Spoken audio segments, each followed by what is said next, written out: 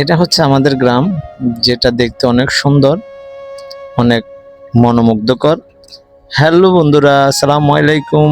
Welcome to my another blog. সবাই কেমন আছেন?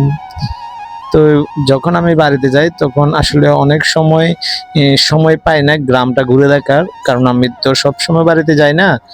যখন মাঝে মধ্যে যাই 2 বছর 3 বছর, অনেক সময় 5 বছর।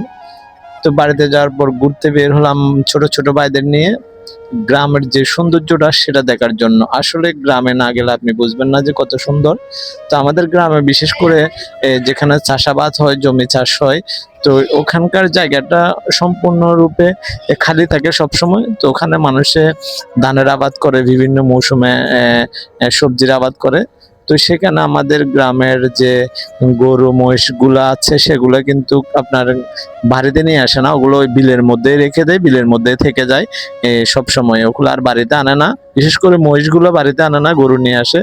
তো আপনারা যদি দেখেন গ্রামের সৌন্দর্যটা এত সুন্দর। আমি যাচ্ছিলাম যে ভিডিও করার জন্য, তো এখানে আমি অনেকগুলো ভিডিও করেছিলাম অবশ্য।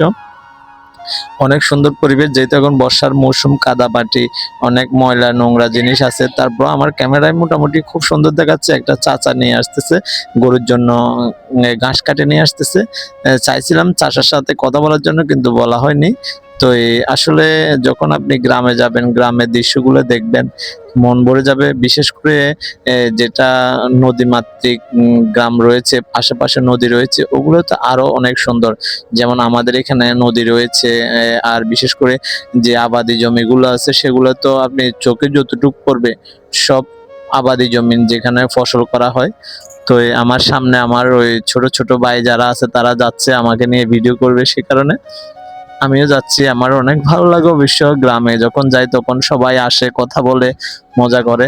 তো অনেক সুন্দর একটা পরিবেশ। আর যদি আসলে গ্রামে যখন যাই তখন অনেক ভালো লাগে। সাথে যাচ্ছে আমার ছোট ভাই শাকিল আর রহমান, ওদেরকে নিয়ে যাচ্ছি ভিডিও করার জন্য, বাড়ি থেকে একটু দূরে। তো আসলে আমাদের গ্রামটা কেমন লাগলো আপনাদের সবাই একটু জানাবেন, আর কার কার গ্রাম এমন সুন্দর দেখতে সেটা একটু কমেন্ট করে জানাবেন। সবাইকে আসসালামু আলাইকুম, ভালো থাকবেন, আল্লাহ হাফেজ।